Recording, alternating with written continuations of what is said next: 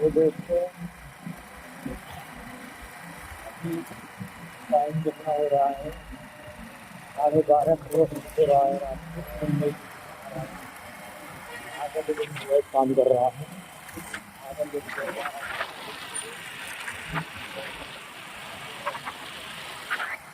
आप देख सकते हैं भाई।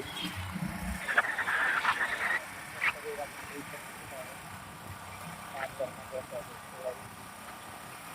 अभी 1 घंटा हो रहा है।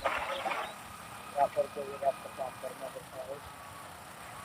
उसके बाद खाना पीना खाएंगे तो फिर आराम से आप देख सकते हैं भाई।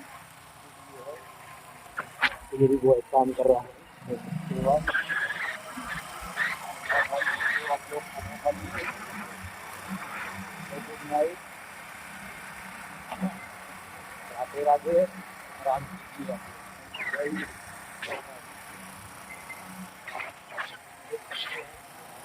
मैं ऑर्डर लेके अपने कस्टमर के पास आ चुका हूँ।